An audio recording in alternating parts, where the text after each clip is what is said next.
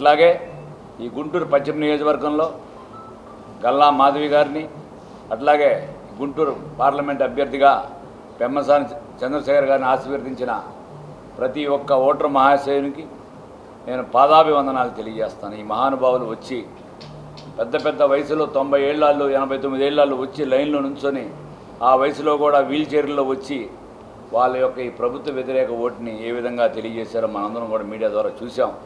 వాళ్ళందరూ కూడా ప్రత్యేకమైన నమస్కారాలు తెలియజేస్తున్నాను.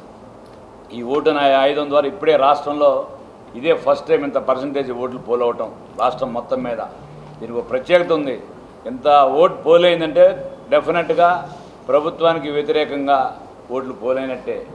మన పవన్ కళ్యాణ్ గారు చెప్పారు, ప్రభుత్వ వ్యతిరేక ఓటును చీల్చనని చెప్పి ఒకే ఒక నినాదంతో ఆయన తెలుగుదేశం పార్టీకి బేషరతుగా ఎటువంటి కండిషన్ లేకుండా ఆయన మద్దతు ఇచ్చి అందుకు ఆయన ప్రత్యేకమైన నమస్కారాలు తెలియజేస్తాను. అదేవిధంగా నరేంద్ర మోడీ గారి నాయకత్వంలో ఈ ఆంధ్ర రాష్ట్రంలో ప్రతి బీజేపీ నాయకులు కార్యకర్తలు కూడా వచ్చి నిలబడి ఈ యొక్క కూటమి గెలుపుకి పాత్రలో భాగం పంచుకున్న ప్రతి ఒక్క కార్యకర్తకి, బీజేపీ కార్యకర్తకి పేరు పేరున హృదయపూర్వకంగా ధన్యవాదాలు తెలియజేస్తున్నాను.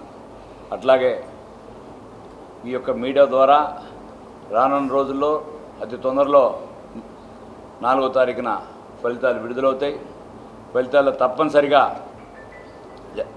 విడుదల అవ్వని తర్వాత చంద్రబాబు నాయుడు గారు ఆంధ్రప్రదేశ్ ముఖ్యమంత్రిగా ఇక్కడ ప్రమాణ స్వీకారం చేయబోతున్నారు.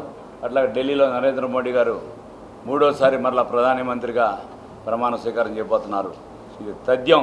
దీన్ని ఎవరు ఎటువంటి అడ్డంకులను ఆపలేరని చెప్పి తెలియజేస్తూ ఈ యొక్క తెలుగుదేశం పార్టీకి, కూటమికి, జనసేన, బీజేపీ, తెలుగుదేశం సహకరించిన ప్రతి ఒక్క ఓటర్ మహాశయునికి పాదావందనాలు తెలియజేసుకుంటూ ఈ అవకాశం కల్పించిన తెలుగుదేశం పార్టీకి ప్రత్యేకమైన ధన్యవాదాలు తెలియజేస్తున్నాను. Thank you all.